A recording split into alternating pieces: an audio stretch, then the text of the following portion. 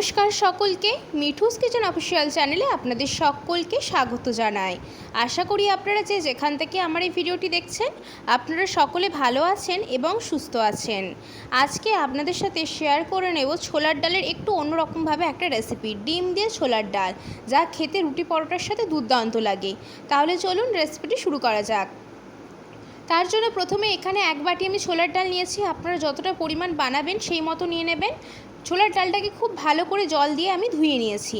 তারপরে যেই বাটি মেপে আমি এক বাটি ছোলার ডাল নিয়েছিলাম সেই বাটিরই আমি 2 বাটি জল দিয়েছি। এরপরে দিয়েছি এর মধ্যে পরিমাণ মতো নুন এবং সামান্য পরিমাণ হলুদের গুঁড়ো এবং ধুয়ে রাখা ছোলার ডালটা দিয়ে হালকা হাতে একটু নাড়াচাড়া করে দিয়ে আমরা এটাকে লো টু মিডিয়াম ফ্লেমে একটা সিটি দেওয়া পর্যন্ত প্রেশার কুকারের মধ্যে ছোলার ডালটাকে সেদ্ধ করে নেব। আমার কিন্তু এখানে একটা সিটিতেই ছোলার ডালটা খুব ভালো মতো সেদ্ধ হয়ে গেছিলো, মানে একটু গোটা গোটা রেখেছিলাম, একদম গলিয়ে নরম করে দিইনি।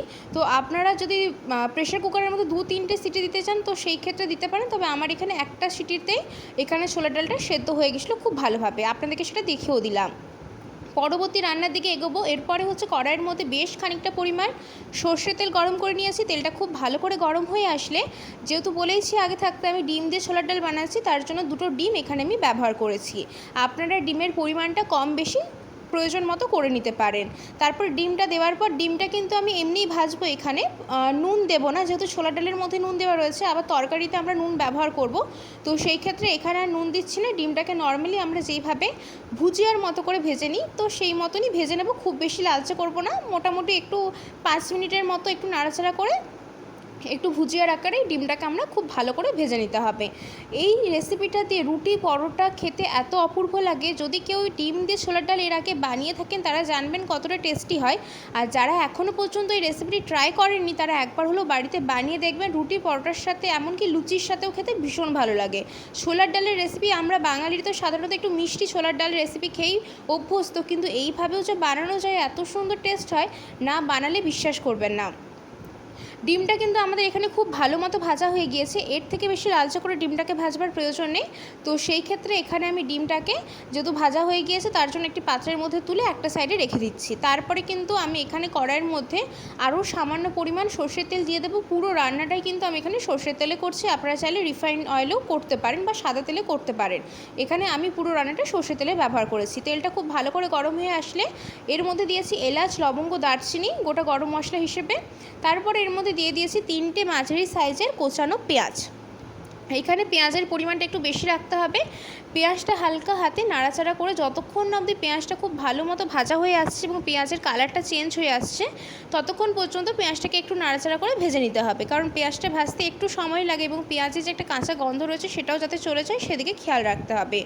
তারপরে পেঁয়াজের কালারটা যখন একটু চেঞ্জ হয়ে আসবে ঠিক সেই পর্যায়ে দিয়ে দিয়েছি বেশ খানিকটা পরিমাণ থেতো করে রাখা রসুন। এখানে প্রায় আমি 10 থেকে 12 কোয়া রসুন নিয়েছি, সেটাকে থেতো করে ব্যবহার করেছি। আদার চাইতে কিন্তু এখানে রসুনের পরিমাণটা একটু বেশি দেবে। তারপর রসুনটা দেওয়ার পর রসুনটাকে খুব ভালো করে ভেজে নিতে হবে পেঁয়াজের সাথে, যাতে রসুনের যে কাঁচা একটা গন্ধ রয়েছে সেটাও চলে যায়।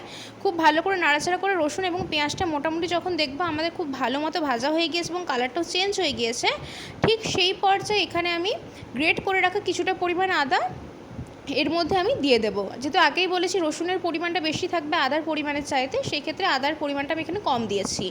আদাটা দেওয়ার পরেও খুব ভালো করে একটু নাড়াচাড়া করে আদা, পেঁয়াজ, রসুন 3টেকেই খুব ভালো করে ভাজা ভাজা করে নিতে হবে। মোটামুটি যখন সমস্ত উপকরণগুলো ভাজা ভাজা হয়ে যাবে তখন একটা ছোট্ট সাইজের টমেটো কুচি করে নিয়েছি, সেটাকেও আমি এর মধ্যে দিয়ে দেবো। যেহেতু টমেটোটা একটু নরম হবে, গলতে সময় লাগবে, তো টমেটোটা দেওয়ার পরে সাথে সাথে কিন্তু আমি এখানে হালকা হাতে নাড়াচাড়া করে যা যা গুঁড়ো মশলা আমরা এর মধ্যে ব্যবহার করব সেই গুঁড়ো মশলাগুলো সমস্ত কিছু আমি এখানে এক এক করে দিয়ে দেবো। সবার প্রথমে দেবো পরিমাণ মতো নুন, যেহেতু নুন ডাল সেদ্ধর সময় আমরা নুনটা দিয়েছি তাই নুনটা একটু বুঝে ব্যবহার করবেন। ডিম ভাজার সময় নুন দিইনি, তো নুনটা আপনারা দেখে দেবেন।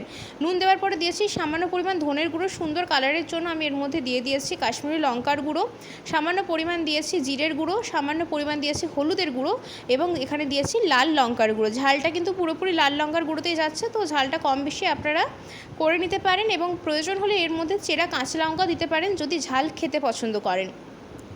তারপরে খুব ভালো করে মশলাটাকে কষাতে হবে যতক্ষণ অবধি মশলাটা খুব ভালো মতো ভাজা হয়ে যাচ্ছে এবং টমেটোটাও খুব ভালো মতো নরম হয়ে একদম ভাজা ভাজা হয়ে যাচ্ছে, ততক্ষণ পর্যন্ত মশলাটাকে আমরা কষিয়ে নেব।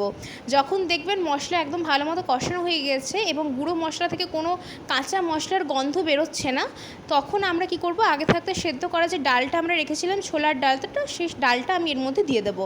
আর একটা কথা, আমি কিন্তু ছোলার ডালটা সেদ্ধ করার সময় যেহেতু হলুদের গুঁড়ো দিয়েছিলাম, তো যখন তরকারিটা যখন মশলাটা কষানো হবে সেই সময় যে হলুদের গুঁড়োটা দিয়েছি সেটা কিন্তু অল্প পরিমাণে দেবেন, চাইলে নাও দিতে পারেন। যদি বেশি হলুদের ফ্লেভার পছন্দ না হয় তো সেই ক্ষেত্রে নাও ব্যবহার করতে পারেন। ছোলার ডালটা দিয়ে খুব ভালো করে মশলার সাথে কষাতে হবে। আমি এখানে প্রায় 5 থেকে 6 মিনিট হাতে সময় নিয়ে খুব ভালো করে কষিয়ে নিয়েছিলাম, যেহেতু মশলা আগে থাকতেই আমাদের কষানো রয়েছে এবং ছোলার ডালটাও সেদ্ধ করা রয়েছে, তো সেই ক্ষেত্রে বেশি সময় লাগবে না কষাতে। মোটামুটি ভালো করে এখানে কষিয়ে নিয়েছি। যখন দেখবো ভালো মতো আমাদের একটুখানি কষানো হয়ে গিয়েছে ছোলার ডালটা, ঠিক সেই পর্যায়ে আমি এর মধ্যে দিয়ে দিচ্ছি পরিমাণ মতো জল। বেশি কিন্তু এটা গ্রেভি হবে না, একটু ঘন ঘন হবে। তো সেই ক্ষেত্রে জলের পরিমাণটা আপনারা কতটা রাখবেন সেটা কিন্তু আপনাদের উপর ডিপেন্ড করছে। আমি কিন্তু এখানে একদমই অল্প পরিমাণে জল দিয়েছিলাম, প্রায় 200 ml মতো জল এখানে আমি ব্যবহার করেছি। জলটা দেওয়ার পরে ভালো করে নাড়াচাড়া করে নিচ্ছি এখানে, এবং এটা যতক্ষণে এটা ফুটছে ততক্ষণ কিন্তু আমরা একটা তাড়কা দেওয়ার জন্য একটা তাড়কা, আমরা এখানে তাড়কা প্যান নিয়ে নিয়েছি, তার মধ্যে দিয়ে দেব বড় চামচের 1 চামচ গাওয়া ঘি। এতে করে এই ছোলার ডালের ফ্লেভারটা ভীষণ ভালো আসে, অবশ্যই করে স্টেপটা মিস করবেন না, ভীষণ সুন্দর একটা ফ্লেভার আসে। এখানে আমি 1 চামচ ঘি ভালো করে গরম করে নেওয়ার পরে বেশ খানিকটা পরিমাণ কাসুরি মেথি দিয়ে এইটাকে আমরা যে ডালটা ফুটছে তার মধ্যে দিয়ে দেব। তার আগেই আমি এখানে দিয়ে দিচ্ছি ভেজে রাখা যে ডিমগুলো ছিল সেগুলো দিয়ে দেওয়ার পরে আমরা যে কাসুরি মেথি যেটা ঘিয়ের মধ্যে যেটা করলাম সেটাও কিন্তু দিয়ে দেবো। তার আগে একটু ভালো করে মিশিয়ে নিচ্ছি যাতে ডিমের ভেতরেও ফ্লেভারটা ঢোকে, তো সেই ক্ষেত্রে ভালো করে মিশিয়ে নিয়ে লাস্টে নামানোর আগে কাসুরি মেথি ঘিয়ের তাড়কাটা দিয়ে ভালো করে মিশিয়ে নিলেই কিন্তু আমাদের ডিম দিয়ে মশলাদার ছোলার ডাল একদম রেডি হয়ে যাবে। আজকের রেসিপি আপনাদের কেমন লাগলো অতি অবশ্যই করে কমেন্ট করে জানাবেন। যদি ভালো লেগে থাকে তাহলে অতি অবশ্যই করে আমার চ্যানেলটিকে সাবস্ক্রাইব করে দেবেন, লাইক শেয়ার কমেন্ট করতে ভুলবেন না। আর যদি এরকম নিত্য নতুন রেসিপি পেতে চান তাহলে অতি অবশ্যই করে আমার চ্যানেলটিকে সাবস্ক্রাইব করে দিয়ে আমার চ্যানেলের পাশে থাকার অনুরোধ রইল। আমি কিন্তু এখানে ঘি এবং কাসুরি মেথি যে তাড়কাটা রেডি করে রেখেছিলাম সেটা কিন্তু দিয়ে দিয়েছি এই পর্যায়ে, এবং খুব ভালো করে নাড়াচাড়া করে, আর কিন্তু বেশি ফোটানোর প্রয়োজন নেই, 1 থেকে 2 মিনিট একটু নাড়াচাড়া করবেন, তারপরেই কিন্তু এটাকে আমরা সার্ভ করে দেবো। গরম গরম রুটি, পরোটা, লুচির সাথে খেতে কী যে অপূর্ব লাগে। যারা বাড়িতে বানিয়েছেন এইভাবে ডিম দিয়ে ছোলার ডাল তারা তো জানেনই, আর যারা এখনও পর্যন্ত রেসিপিটি ট্রাই করেনি আমার অনুরোধে একবার হলো আমার রেসিপিটি ফলো করে বানিয়ে দেখতে পারেন, দুর্দান্ত লাগে খেতে। আমি আগেই বলেছি যেহেতু এই রেসিপিটা একটু সেমি গ্রেভি টাইপ হবে, ঘন হবে, তার জন্য কিন্তু বেশি পরিমাণে জল দেবেন না, বেশি গ্রেভি কিন্তু এই রেসিপিতে ভালো লাগে না। তো সেই ক্ষেত্রে একদম অল্প পরিমাণে জল দিয়ে এটাকে খুব সুন্দর করে তৈরি করে নেবেন। রেসিপি কেমন লাগলো কমেন্ট করে জানাতে কিন্তু একদম ভুলবেন না।